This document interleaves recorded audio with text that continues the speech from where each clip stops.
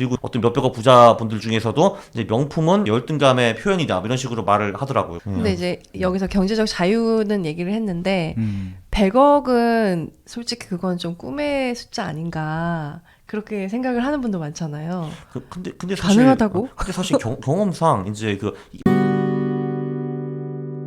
이분은 생각이. 그럼 그 기분은 어떤 분이시냐 하면은 네. 저는 되게 특이하신 분인데 이제 이분이 사실 그 집은 뭐 그렇게 넉넉하진 않은데 의대를 나오셨어요. 그래서 이제 그 의대를 이제 졸업을 하시면은 보통은 이제 인터 레지던스 쪽으로 가는 거잖아요, 이게. 근데 그분은 이제 그게 뭔가 좀 하기 싫었어요. 그래가지고 일단 좀 쉬고 있으면서 나 뭐를 해볼까 두리번거리는 참에 이제 제 유튜브에서 제가 뭐 이제 이 파이어 책 나중에 쓸 거니까 인터뷰 하실 분도 오세요 뭐 이렇게 했는데 그분이 댓글을 남기셨어요. 자기가 이제 조수 역할을 할 수가 있다고. 그래서 이제 오케이 하세요라고 해가지고 이제 하게 된 거고, 그래서 그분이 이제 직접 이제 섭외해 주신 분들도 있고 아니면 이제 제가 줌 같은 걸로 인터뷰할 때 같이 참여를 하시고 뭐 그리고 나중에 책 같은 거 해가지고 본인 코멘트도 주시고 이런 거를 이제 주로 하셨거든요. 네. 예, 근데 이분도 이제 처음에는 이제 프로젝트 시작하기 전에는 그렇게 생각하셨던 것 같아요. 진짜 이제 뭐 엄마 아빠가 부자 아니면은 이제 절대 불가능한 것이다. 예, 그리고 이제 사실 뭐 이 투자라는 건 굉장히 리스키하다. 그래서 이제 거기 운이 많이 이제 포함되는 거다. 뭐 이런 식으로 네. 생각을 하신 것 같은데 이제 이 프로젝트가 끝나고 그 생각이 완전히 확 바뀌셨죠. 예. 사실 뭐 누구나 할 수 있다. 뭐 이런 식으로. 예. 그래요. 네. 그러니까 이 책을 좀 읽어보시면 그런 용기를 좀 네. 갖게 될 수 있는 것 같기도 해요. 그렇죠. 네. 나도 할 수 있겠다라는 어떤 자신감을 좀 주는 책이기도 합니다. 그게 사실 가장 중요한 것 같아요. 이제 내가 할 수 없어라고 생각하면은 당연히 안 되겠죠. 이런 노력을 안 하니까. 네. 네. 예, 근데 이제 그 마인드 자체를 바꾸는 것만 해도 이제 이 책이 가치가 있다고 저는 생각합니다.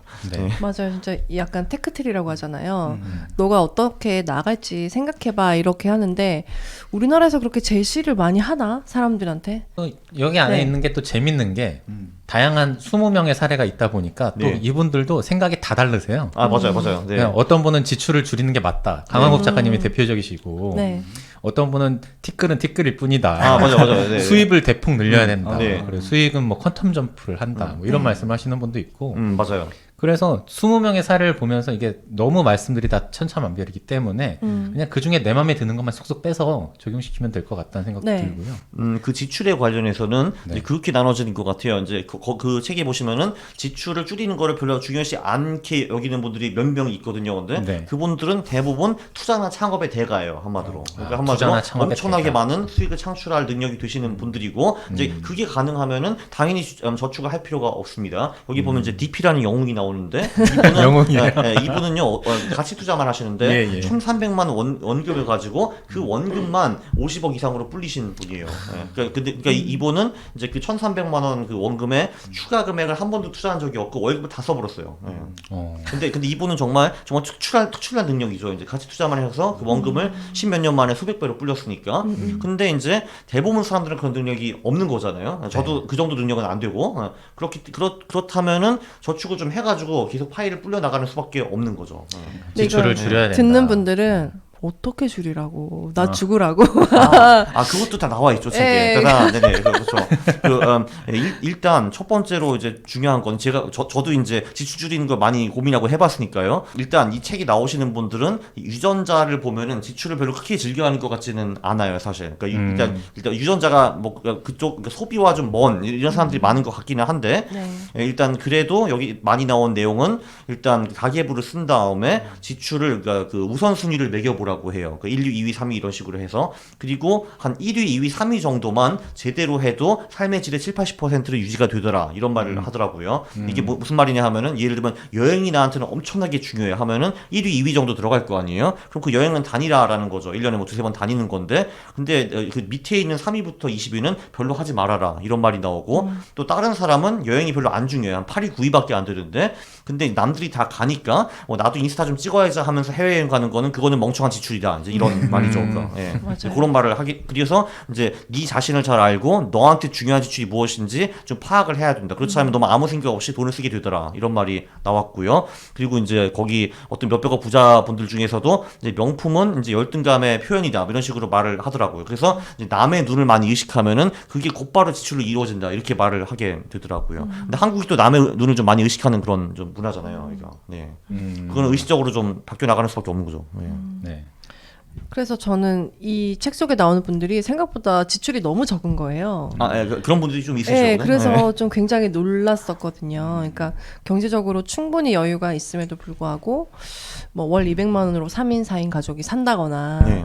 그러면 어떻게 가능하지? 애들이 어려서 가능한가? 뭐 이런 생각도 들기도 했는데 펌프 중고나라라는 말이 나오더라고요. 네네. 중고나라 당근 뭐 네. 이런 그렇죠. 그리고 나는 그 3만 원 이상 지출할 때는 10번 이상 고민한다라는 분도 계시는데 이제 20억이 되셔가지고 그거를 본인이 통 크게 5만 원으로 늘리셨대요. 지금. 와, 박수. 네. 이제 5만 원까지는 10번 고민 안 한대요. 네. 네. 그거 보고 좀 많이 반성을 했었고 또 그동안 쓴 시간들이 되게 아깝더라고요. 왜 그렇게 쓰면서 살았을까? 근데 좀 남편이랑 충분히 이게 대화가 돼야 되는데 네. 이거를 좀 얘기를 해야 되는데 생각 자체가 좀 다른 것 같아요. 남편분이? 그래서 네. 그래서 이렇게 하면 우리가 되게 빨리 일을 안 하고 좀 경제적으로 자유를 잃을 수 있어. 계속 일을 할 생각을 하는데 만들 수 있다라는 걸 남편이랑 공유를 해야 되는데 쉽지가 않네요. 네. 그냥 뭐 행동으로 보여주시는 게 어떨까요? 네네. 행동으로 어떻게 보여줘요? 투자한 성과나 아, 이런 투자 거. 성과를? 지출 아껴가지고 이제 모아가지고 네. 나 지금 이거 만들었어 하는 게 보여주는 게 가장 내가 아꼈는데 옆에서 써버려. 그러니까 이런 것도 이런 책 같은 걸 같이 읽어서 좀 토대가 같이 다져져야 공감대 같은 거. 예, 이게 아끼는 것도 좀 재밌고 즐겁고 투자도 같이 생각하고 이렇게 되는데 네. 한 명은 저는 이런 책과 작가님들을 굉장히 많이 만나서 좀 그런 사람으로 점점 바뀌는 것 같아요. 좀 지출을 통제하는 게 굉장히 중요하다는 것을 점점 깨달아간다는 느낌? 그게 그렇거든요. 그 지출을 한 5년, 10년 정도 통제하면은 그 후에는 평생 통제 안 해도 돼요. 저도 지금 통제 안 하거든요, 사실 지금. 네. 그냥, 예. 물론 저도 뭐 유전자가 좀 이상하긴 하지만, 예. 그래서 뭐 원래 지출이 많이 필요한 사람은 아니지만, 그렇다고 해서 제가 이제 지금 뭐 사고 싶은 거 안 사는 건 없어요. 예. 저 심지어 옷도 사세요, 이렇게. 너무 예뻐, 너무 예뻐. 이게 옷이. 제가 한 10년 동안은 이제 새 옷을 산 적이 없거든요. 나 이거 봐요, 이런 것도 사고 이렇게. 그래서 좀 네. 때깔이 좀 좋아졌어요. 그렇죠. 네, 네. 방송 출연을 많이 하셔서 무대 의상이 필요합니다. 네, 그렇죠. 네. 근데 진짜로 그게 지출을 안 해버릇하면 지출을 안 하게 되는 게 있는 것 같아요. 그럼요. 저도 좀 그런 스타일이라서 그냥 제가 정말 좋아하는 한 분야를 외에는 거의 돈을 안 쓰거든요. 그러니까 예를 들면 저는 전자기기 같은 거 그런 거 살 때는 좀 과감하게 그때 한 번씩 쓰고 네. 그 외의 지출은 뭐 거의 없어요. 먹는 거 외엔 거의 없는 것 같아요. 나머지는 아내가 사주는 대로 쓰고. 먹는 건 어쩔 수 없더라고요. 사람 먹어야 되더라고요, 보니까. 그러니까 이게 좀 그렇게 좀 습관이 된 사람들은 좀 자연스럽게 지출이 줄어드는 것 같고, 근데 그렇지 않은 분들도 있잖아요. 네. 나는 소비를 통해서 만족감을 얻는 사람이다. 나는 쓰지 않으면 스트레스 때문에 죽어버릴 것 같다. 네. 이런 분들도 계시거든요. 미안해 여보. 아무튼 근데 그런 분들을 위해서는 어떤 식으로 이렇게 좀 네. 컨트롤을 할 수 있는지. 근데 그런 분들도 좀 경제적 자유를 얻고 싶을 수 있잖아요. 근데 근데 뭐 사실 제가 보기에는 좀 돈이 안 드는 취미 생활을 가져보는 게 좋을 것 같네요, 사실. 그러니까 재미는 있는데 돈은 안 드는 거. 전혀 공감을 못 하시는 거죠? 그런 분들. 그거요. 좀 공감이 사실 잘 안 되기는 하는데, 네, 안 네. 되기는 하네요. 네.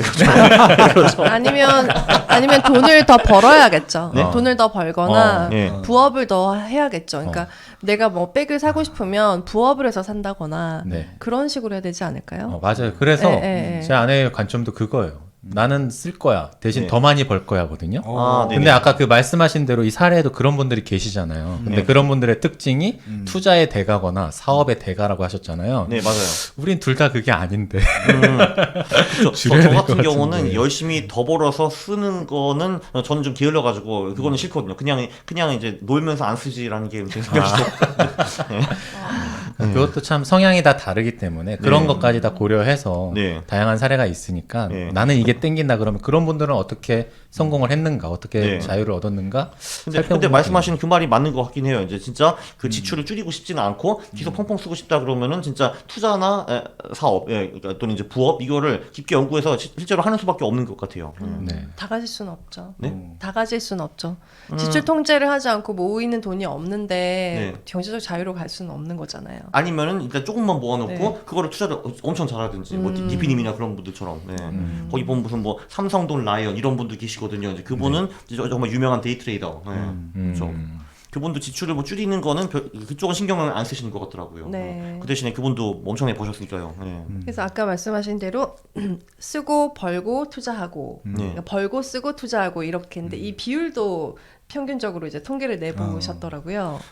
사실 그거는 진짜 근데 사람마다 또 천차만별했어요. 그것도 진짜. 그러니까 아예 투자가 100%라고 하신 분도 계시고 이제 지출에 뭐 7, 80% 두신 분도 계시고요. 근데 공통점인 거는 그러니까 물론 이 지출 그 수익 투자 중에서 이 세 개 중에서 하나는 이제 무조건 잘해야 되는 건데 이 20명 중에서 투자를 안 하시는 분은 한 분도 없었어요. 그러니까 지출 통제를 안 한 분들도 계셨거든요. 근데 그리고 뭐 부업이나 그런 거 딱히 노력 안 하신 분도 계셨는데 투자는 무조건 다 하더라고요.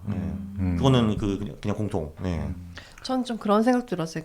그 황국님께서 좀 주변 지인들이 다 좀 멋진 분들이 많을 것 같다 평균적으로. 저요? 네. 네. 그래서 좀 더 이렇게 똑똑하신 분들 이렇게 보면은 좀 좋은 직장이나 그런 일을 하시는 그런 분들이 좀 많더라고요. 그래서 나는 사실 월급도 뭐 170만 원인데 이거 너무 먼 얘기 아닐까? 그런 생각도 많이 하실 것 같아요.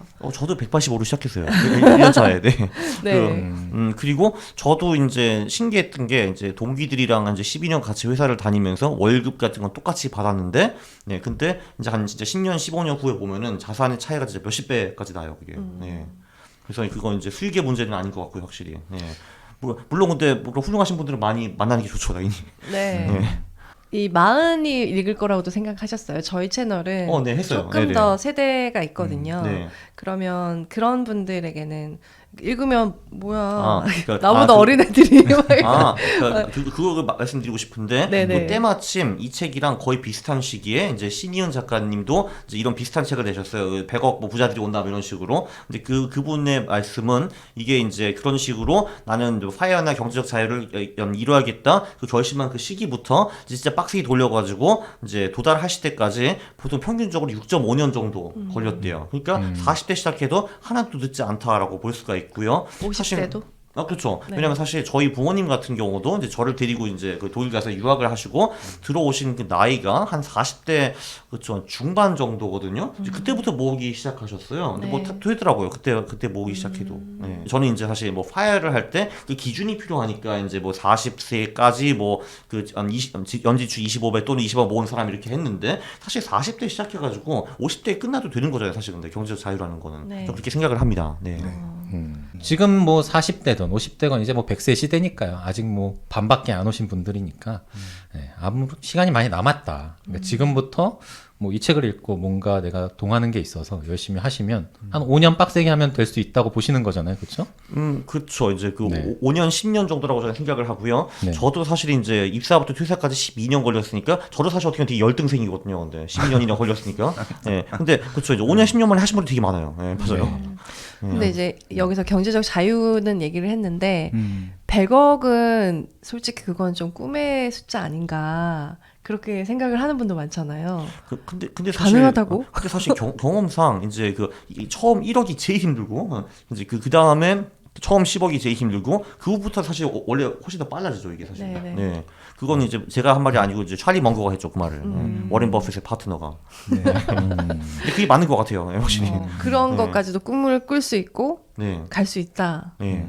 다만 좀 거죠. 스테이지가 좀 다른 것 같습니다. 빵원부터 1억까지는 지출을 줄이는 게 가장 중요한 것 같고 1억부터 10억은 지출을 줄이고 수입도 늘리고 투자를 같이 병행하는 그 3박자가 중요한 것 같고 10억이 넘으면 거의 모든 게 다 투자라고 보시면 될 것 같아요. 자, 그럼 그 단계별 네. 구체적인 방법론이나 예. 그런 사례들 도움이 될 만한 얘기들 이런 것들을 좀 2부에서 2부에서 뵙겠습니다. 자세하게 얘기를 좀 들어보겠습니다. 그것도 궁금해요. 네. 결혼이 예. 더 도움이 될까요? 아니면은 반대가 될까요? 또 그 한번 이제- 2부에서 말씀해 주세요. 그렇죠. 그것도 예. 2부에서 말하겠습니다. 네. 중요한 얘기죠. 네. 네, 1부 여기서 마무리하겠습니다. 감사합니다. 감사합니다.